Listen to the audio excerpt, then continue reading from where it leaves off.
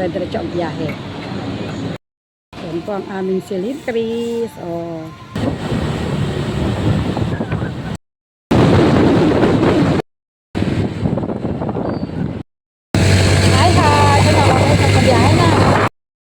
Okay na. Yan, malapit na po kami. Ayan na po ang jambul eh. Yan po ang aming mga bit-bit oh. Okay. So, let's na. Kaya po namin, hindi kami makakapasok kasi sobrang dami po ng tao. Tingnan niyo po, ayan, nag-aantay po ng balsa. Tapos, ayun pa po, ang daming nakapapila pa po doon, no? Ayan po, oh. Nag-aantay sila ng balsa. Ayun, doon tayo. Maglalatag lang po kami ng ano namin. Doon tayo sa malilim natin. Oh, ang ganda po. Tingnan nyo naman po ang view. O, di po ba? Para kayo nasa Palawan.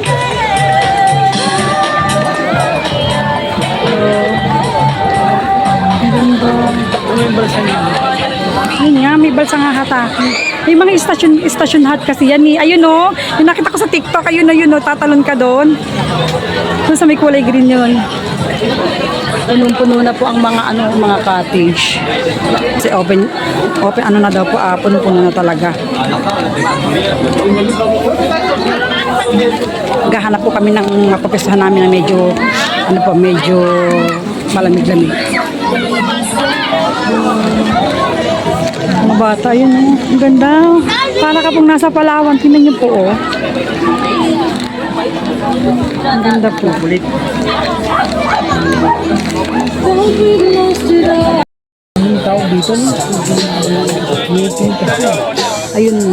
Ayun po oh, yung mga pupuntahan pag sasakay kayo ng balsa. Ayun, ilang istasyon yan. Ayun pa po oh.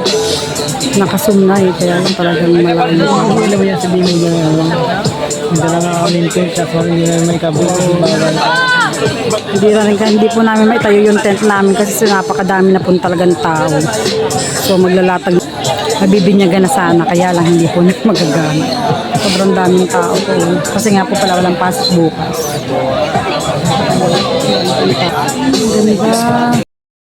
Ang ganda po. Ayan po.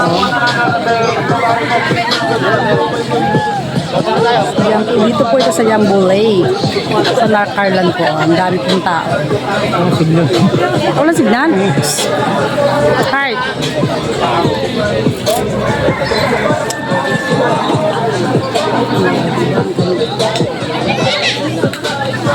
Para kayong nasa Palawan. Kasama na yan. Yan po. Ang ganda po, Heart. O, diba? O.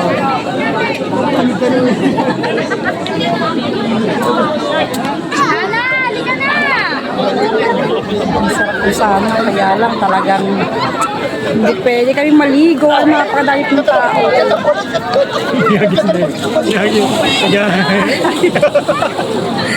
Nagigisip. Hindi sila kawan. Hindi siya kukakan.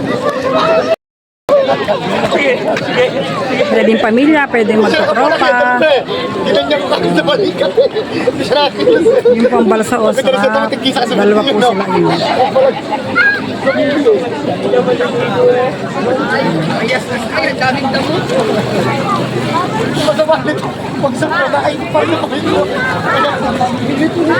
Para po talaga kayong nasa tawag ito? Palawan po, sa ganda po. Ayun eh. Liligo sana kami kaya lang wala ho kaming tent. Hindi kami pwedeng mag-tent kasi nga bawal na daw po. Dito, pwede ka naman mag-tent dito eh. Bawal na eh. Ayan po, tingnan nyo naman po kung gaano kaganda ang view namin sa likod.